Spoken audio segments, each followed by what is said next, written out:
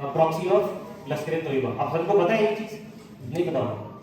The resistance front एक organization है that came up after 2019।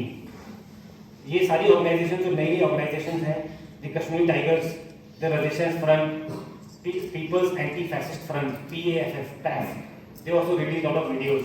So PAF, these three organizations were made after 2019. So क्यों बनाया उन्होंने? Because they wanted to show it as a local supported, local grown organization within the country. So उन्होंने बनाया, but it is run by complete elite. Like जितने भी terrorist हमने मारे हैं अभी तक, डोडा, किश्तवाड़, रामबन में लगभग 17-18 हम लोग मार चुके हैं अभी तक लास्ट 2 साल के अंदर ही। वो सबके सब फॉरेनर्स, सबके सब, एक भी इंडियन नहीं, सारे के सारे पाकिस्तानी हैं। But they try to say that they are from TRF, and they try to say that TRF is a local. It is not. It is completely Pakistan controlled and elite organization, and ISI funded organization. So we filtered 21 targets across the border, and 9 we selected for the final attack. And out of this 21, 9 will be attacked. Out of these 9 also, 2 were attacked by the Indian Air Force, and balance 7 were attacked हमारे। ये देखो उनकी post बनी है, देखा आपको? ये देखिए, हेलमेट टेक की जगह का नाम, ये देखिए।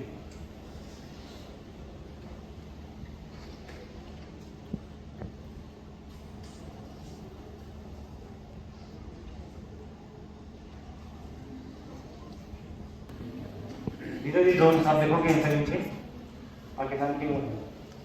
We decided that no civilian casualties must be there at any cost, and not even military casualties. So the terrorists who are responsible, they must be punished. So that a lesson must go.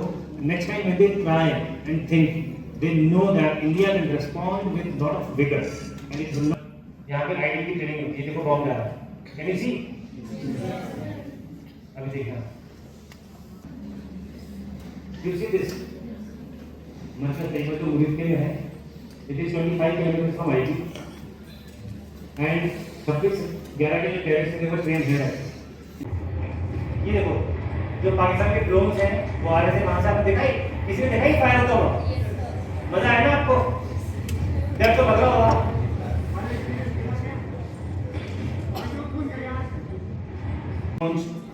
ये और बहुत शहीद हुए थे उस time पर। बताइए। देखो किस तरीके का हम आपको बर्बादी हुई है हर चीज। यहाँ पे क्या था ना आपको, जैसे मोहम्मद का स्टेजिंग एरिया पता, that was activated. See this, Bahawalpur, all the photographs were obtained by digital and by ground recce team, intelligence teams, Murid ke against somebody else. So why not totally united against the other? So that is what happens. When something happens and something wrong happens, the complete country, whole of the nation approach comes into effect that time. First was 22nd April, you are aware, this Dastardly attack that happened on 22nd of April, Pahalgam incident. Second, on 23rd of April, next area में काफी लोगों से मेरा interaction बहुत ज़्यादा है than the mainstream population in towns, क्योंकि वहाँ पे हमको ज़्यादा काम पड़ता है। वहाँ पे टेररिस्ट की विजिट, टेररिस्ट आते रहते हैं, कभी कभी मिल जाते हैं, तो हमको वहाँ से खबर आती है। इसीलिए मेरा पर्सनल इंटरेक्शन रूरल एरिया में ज़्यादा है। तो वहाँ पे मैं देखता हूँ कि उनको कोई भी सपोर्ट नहीं है, टेररिस्ट लोग जल्दी सपोर्ट नहीं करते। बाई फोर्स कोई आ जाता है किसी के घर में तो मजबूरी होती है उसकी, लेकिन फिर भी वो फोन कर देते हैं इमीडिएटली। अपॉर्चुनिटीज हैं लाइफ में, हम ऐसा मानते हैं। आर्म फोर्सेस जो वॉर है वो हमारे लिए एक रेयर अपॉर्चुनिटी है, रेयर मौका है जो कि किसी किस्मत वाले को मिलता है।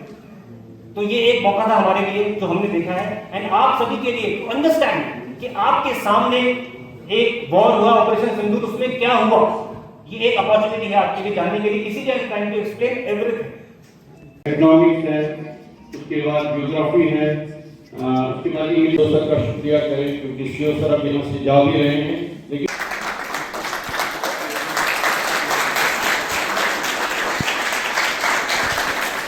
सर का शुक्रिया करें क्योंकि सीओ सर अब यहाँ से जा भी रहे हैं, लेकिन उम्मीद है कि 9 sector commander from Manipuri district of Uttar Pradesh. Sir, मेरा नाम सबिका कोसर है, मैं यहाँ पे बीएड की स्टूडेंट हूँ, बीएड 4th सेमेस्टर।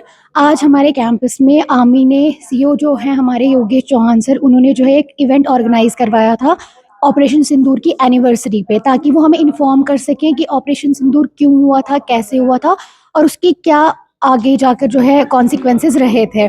आज वो यहाँ पर आए, उन्होंने ये इवेंट ऑर्गेनाइज़ किया जिससे हमें बहुत सारी इन्फॉर्मेशन मिली। ये हमारे लिए बहुत इन्फॉर्मेटिव सेशन रहा। उन्होंने हमें इसके रीज़न्स बताए, ये क्यों हुआ, कैसे हुआ, किन-किन जगहों को टारगेट्स किया गया और क्या-क्या फ़ायदा हुआ हमें, कैसे हमने न्यूट्रलाइज़ किया चीज़ों को, उन सब चीज़ों के बारे में हमें सर ने बताया, जो हमारे लिए एक बहुत ज़्यादा इन्फॉर्मेटिव सेशन का काम किया उसने। और हमें पता चला कि हमारी जो आर्मी है वो फ्रंट पे जाकर कैसे हमारे लिए काम करती है और हमें किस तरीके से उनको हेल्प करना चाहिए और हमारी क्या रिस्पॉन्सिबिलिटी है। तो ये हमारे लिए एक बहुत बड़ी अपॉर्चुनिटी थी कि हमें उनसे फ़ेस टू फ़ेस इंटरैक्ट करने का मौका मिला और हमें मौका मिला कि हम जान सकें कि कैसे हमारी जो आर्मी है वो काम करती है और हमारी क्या रिस्पॉन्सिबिलिटी बनती है उनके तरफ। माई सेल्फ शिफाली कोतवाल, हम जो डिपार्टमेंट ऑफ जोग्राफी से फैकल्टी हैं। हम यहाँ पे आज ऑपरेशन सिंदूर के टॉपिक पे यहाँ पे बहुत सारी डिस्कशन हुई। एक बहुत ही ज़्यादा इंफॉर्मेटिव सेशन रहा जिसमें हमें पता चला कि ऑपरेशन सिंदूर के दौरान क्या क्या चीज़ें जो हैं वो तरीके से की गई, कैसे कैसे जो हैं वो बहुत सारी प्लानिंग और स्ट्रैटेजीज़ को अपनाया गया ताकि उस ऑपरेशन सिंदूर को एक बहुत अच्छे तरीके से जो है वो एक जवाब के तौर पर पाकिस्तान मिलिट्री को दिया जाए या उस कंट्री को दिया जाए। तो आज की सेशन में हमें बहुत ज़्यादा इंफॉर्मेटिव सेशन लगा और आर्मी के लिए बहुत ज़्यादा प्राउड फील होता है कि हम एक अच्छे कंट्री में रहते हैं जहाँ पे हमें आर्मी को लेकर बहुत